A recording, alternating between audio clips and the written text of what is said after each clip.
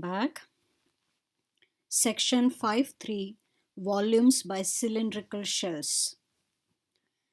Certain solids of rotation are difficult to handle using the approach of disks or washers given by areas of circles or areas between two concentric circles.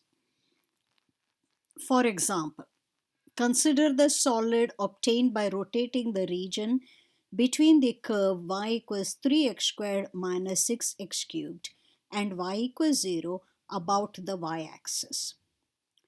Y equals 3x squared minus 6x cubed. That's this graph. All right. Y equals 0 is the x-axis. So the region between the curve and y equals 0. So the region between the curve and the x-axis is this. Notice you could say this, you could say this, but these are unbounded regions. I'm looking for bounded region. Now you want to take this and rotate it about the y-axis. So you want to take this region and rotate it about the y-axis. So if I have to use circles across, so notice I will need an outer radius minus an inner radius.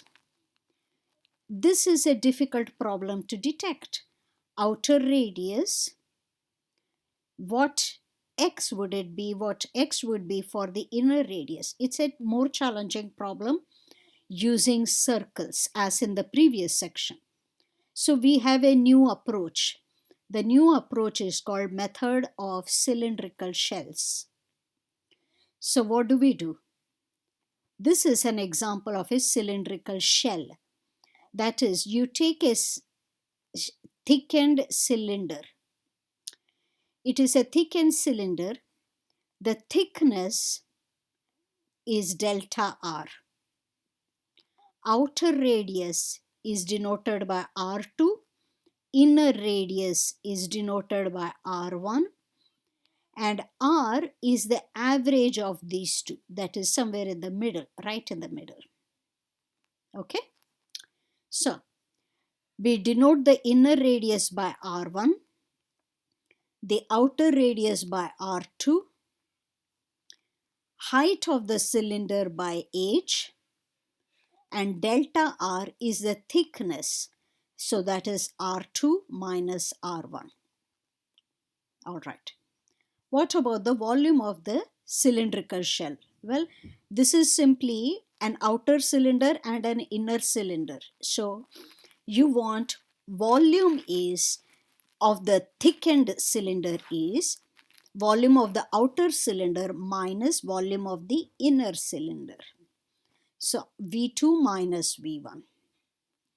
V2, well, both the cylinders have height h, but radius for outer cylinder is R2, for inner cylinder is R1.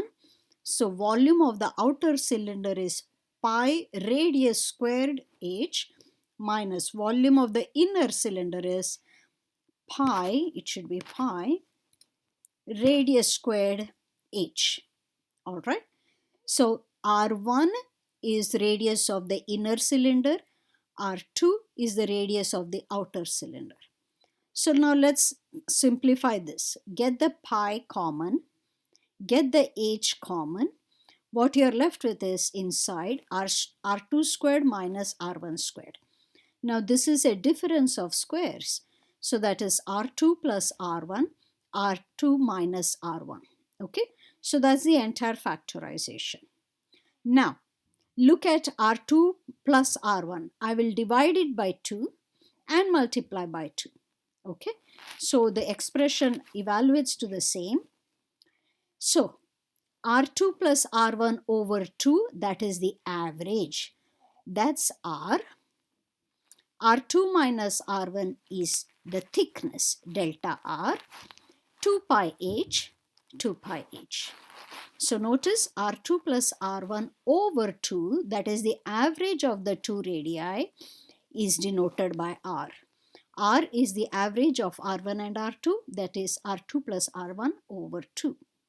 So volume of the thickened cylinder is, or of the cylindrical shell is, 2 pi RH delta R cube units.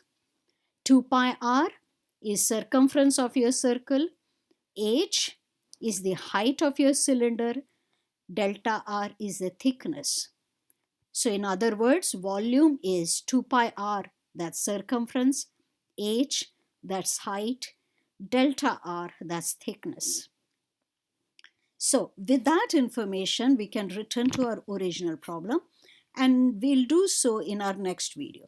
So you want to find the volume of the solid obtained by rotating this particular region between under that curve and above the x-axis. The shaded region, you want to rotate it about the y-axis. So we'll come to that in our next video.